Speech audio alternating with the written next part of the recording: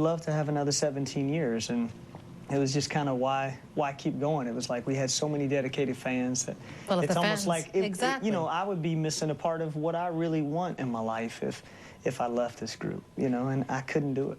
You also, there have been so many changes because I haven't seen you for about, 4 or 5 years, and in that period, I mean, there have been marriages, there have been deaths, there has, you've no more Jive Records, and you posted something which I thought was so symbolic on the internet for your fans, which said freedom, and to me that also means no more limits. So how did that feel, though, when you were set free and all of a sudden those major decisions had to be yours? No more major record company behind you. This was your projects now from this point on. How are you living that? How are you dealing with all of that? It's wonderful, actually. You love it, AJ, It's really, it's kind of where the industry is going anyways, as, in the sense of, like, record companies are slowly but surely becoming obsolete.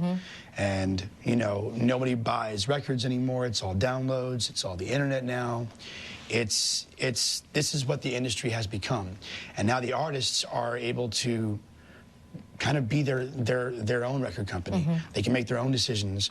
They don't have a dictatorship or a corporation telling them this is how I want you to dress. This is the song that I want you to sing.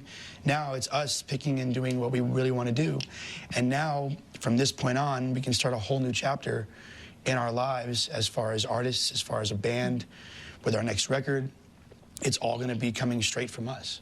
So many things that are important to mention, and because you've grown up in public with your fans watching you and cheering you on, we've also gotten to know you guys. I mean, I met family members, and I've seen some of the ups and downs, and when I read the story about Lou Pearlman, who was your manager, and I met him on numerous occasions, I mean, that's a pretty scary story. He's in prison for, over 25 years.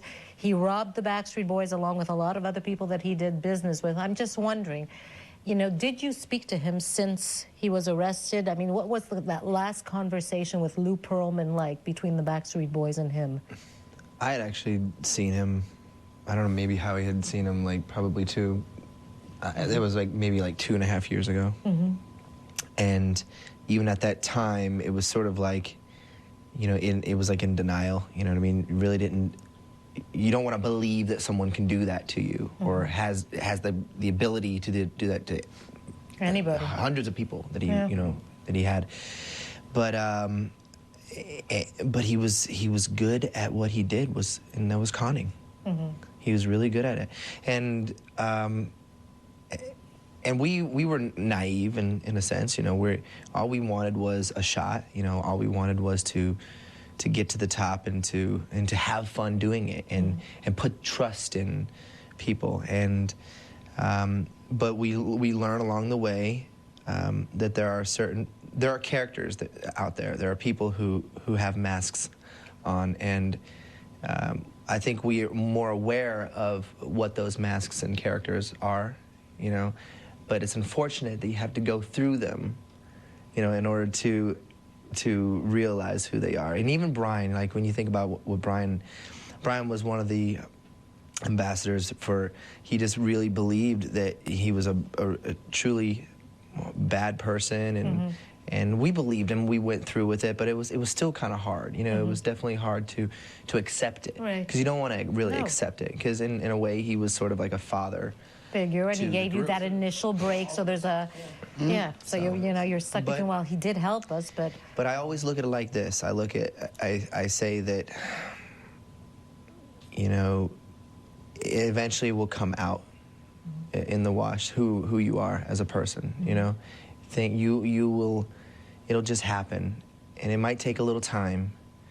I'm sure there's slogans and sayings that go along with it that I can't think of right now, but unfortunately, it's proof, to what he was and what happened. But Brian, it's interesting because, Nick was just mentioning you and how you felt about this whole thing and the total betrayal, but you have, a spiritual evolution that started, a long time ago, and I know that's so important to you, especially with, what you've gone through with your son's illness and the whole thing. I'm just wondering, is forgiveness overrated, or is it really necessary in order to move on? What do you think? Forgiveness is definitely not overrated. No? But it takes a big person to forgive somebody. And I honestly have forgiven, Lou. The thing that hurts me the most still, that eats me inside, is that I begged him in his office, you know, countless amounts of times to right the wrong.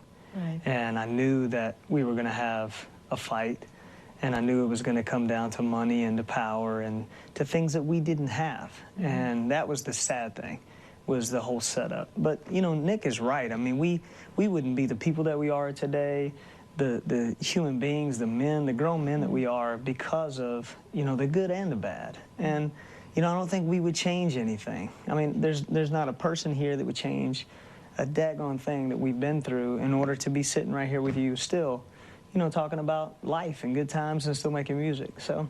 Except maybe that settlement. Except the settlement, honey. There's the businessman coming out. I did go on record saying that I wouldn't have paid him the money. You wouldn't have, that's right. But it's funny because you've all developed different roles, and I got to laugh because Howie, I bumped into you a couple of times, and we were talking about the fact that, you know, you all have different interests as well, and you're doing different things at the same time as you're doing the Backstreet Boys, and business is like a big thing. Mini Trump is over there looking into real estate, looking into managing other bands. I mean, those are really important things to you. Where are you at with that particular dream now?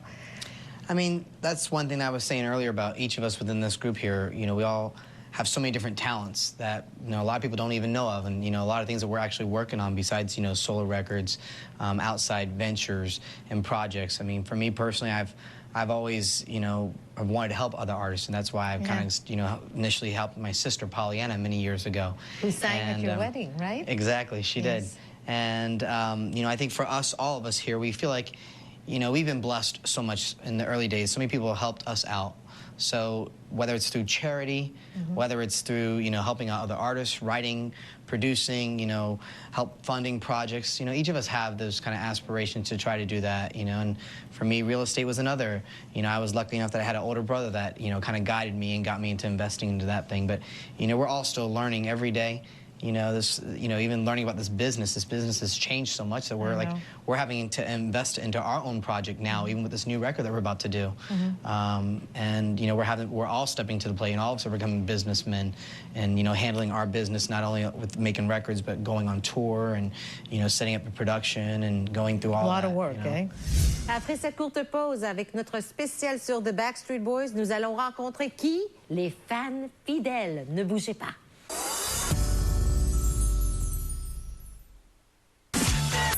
Du volume ou de la longueur? Pourquoi pas les deux?